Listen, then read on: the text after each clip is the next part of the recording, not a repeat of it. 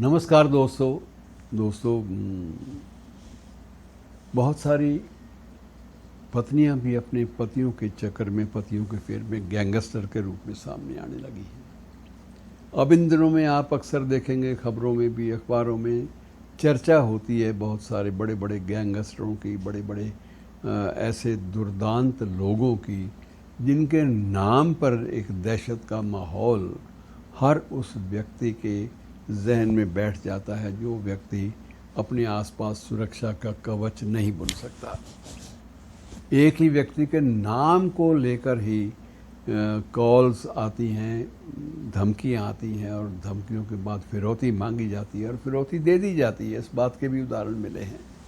और दिलचस्प बात यह है कि एक ऐसा शख्स, मैं नाम मुझे नहीं लेना चाहिए संवैधानिक रूप से, कानूनी रूप से, वैधानिक रूप से, लेकिन उसके नाम पर एक गैंग है और वो गैंग जो है उसके नाम पर ही फिरौतियां वसूल कर रहा है। लेकिन वो खुद तो जेल में है, बरसों से एक व्यक्ति जेल में है, लेकिन उसके बाद भी उसके गैंग के नाम पर फिरौतियां मांगने और अदा करने की जो बातें हैं वो अभी तक चल रही हैं।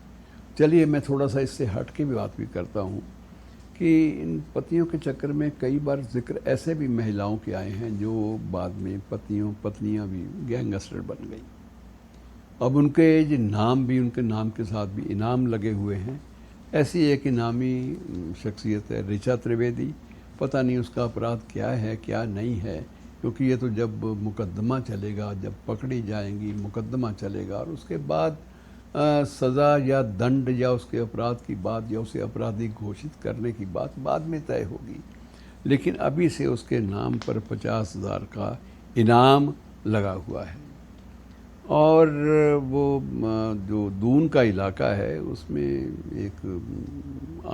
एक मोहल्ले में रहने वाली वसंत विहार एक क्षेत्र है, उसमें वो रहने वाली औरत थी और पति जो है वो बाकायदा यही काम करते हैं।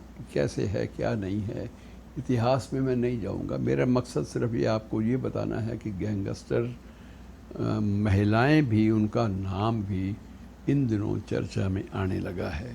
इनमें एक हरविंदर कौर हनी भी है, उस पर 25,000 का उसको भी इनामी घोषित कर दिया गया है। एक पूजा बेदी है, 50,000 की इनामी है। शुक्र है कि अभी लाखों और करोड़ों की बातें नहीं होती। मित्रों, ये चीज़ें भी बहुत, ऐसा नहीं है कि इनका अतीत भी नहीं है। अतीत में भी बहुत सारे ऐसे महिला डकैत भी हुए हैं जिन पर फिल्में भी बनी हैं। फूलन देवी सांसद भी बनी और फिल्में भी बनी उस पर, और उसके बाद वो चर्चा में भी आई। और वो जो शोषण के कारण जो इस भूमिका में, डकैत की भूमिका में, दबंग महिलाओं की भूमिका में, गैंगस्टर भूमिका में आगे आई, उनमें फूलन देवी का नाम भी है। और ऐसे अनेक नाम आपको मिल जाएंगे, लेकिन ये सभी नाम या तो पीड़ितों में से हैं और या फिर शोषितों में से हैं। तो इस बात का हमें, हमारे परिवेश को इस बात का इल्ज़ाम जाता है कि हमारा परिवेश कभी भी परिवारों का या महिलाओं का या बच्चों का स्वतंत्र रूप से आकलन कर ही नहीं पाता। और इसमें मित्रों अलग अलग, अब जब आप डाकू की बात करेंगे तो उस वक्त बहुत सारे नए नए नाम आपके सामने आते हैं और बहुत सारे ऐसे नाम जिन्होंने अपने अपने समय में उदारता का और आम आदमी की रक्षा का एक नया कीर्तिमान भी स्थापित किया होता है। ऐसे में पंजाब के क्षेत्र में जग्गा डाकू की कहानियाँ लोकगीतों में भी बाकायदा आपको दिखाई देंगी। सुल्ताना डाकू, जग्गा डाकू, मान सिंह डाकू, मोहर सिंह, इनकी भी अलग अलग दास्तानें हैं। और सभी की दास्तानों को जब आप अध्ययन करते हैं, हर एक की पृष्ठभूमि में शोषण सामने आता है कि उनके परिवारों का शोषण जो है वो एक चरम सीमा लांघ गया था, इसलिए वो लोग इस पेशे में आए। एक बार मुझे मित्रों, आज से लगभग 3 दशक पहले की बात है, चंबल की घाटी में जाने का अवसर मिला।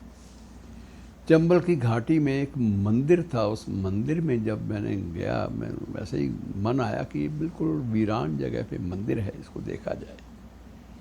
और वीरान जगह पे स्थापित उस मंदिर में जब मैं गया तो वहाँ एक भव्य सुंदर घंटा लगा हुआ था। मैंने उस घंटे को हाथ से बजाया भी और उसकी ध्वनि से सारी जो आसपास की जो घाटियाँ थी वो भी गूंजने लगी। वहाँ एक ही पुजारी बैठा था, उससे पूछा, पंडित जी महाराज ये क्या माजरा है कि आप बिल्कुल वीरान जगह पे बैठे हैं और ये घंटे के ऊपर किसी का नाम भी खुदा है, पंडित रूप नारायण पांडे। ये रूप नारायण पांडे क्या चीज़ हैं, कौन हैं, इनके बारे में विवरण इसमें नहीं है। तो पंडित ने मुस्कुराते हुए कहा कि आपने रूपा डाकू का नाम सुना है? सुना है कि ये सारे जो घंटे हैं, आसपास के मंदिर जो भी आपको वीरान में नज़र आए, वहाँ पर ईश्वर का नाम लेने वाला एक ही शख्स था, पंडित रूप नारायण पांडे।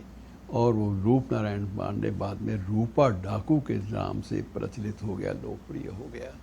और इसी प्रकार से मित्रों, इसी श्रृंखला में बहुत सारे डाकू, मान सिंह का नाम बड़े सम्मान के साथ भी चंबल घाटी में लिया जाता है कि उसने कभी भी एक तो किसी महिला के साथ कोई दुर्व्यवहार नहीं किया, कभी उसने ऐसा नहीं किया कि किसी गरीब आदमी को लूटा हो, कभी ऐसा नहीं किया।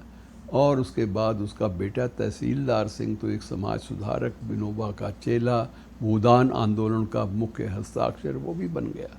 तो इस प्रकार से बहुत सारी दास्तानों के दोनों पहलू होते हैं, एक अंधेरा पहलू भी, एक उजाला पहलू भी, और दोनों पहलू साथ साथ ही हमारे समाज शास्त्र का हिस्सा बनते हैं। इसलिए परिस्थिति जन्य हालात के कारण जो घटित हुई हैं अपराध की घटनाएं, उनका अध्ययन बिल्कुल अलग ढंग से किया ही जाना चाहिए। शुक्रिया दोस्तों।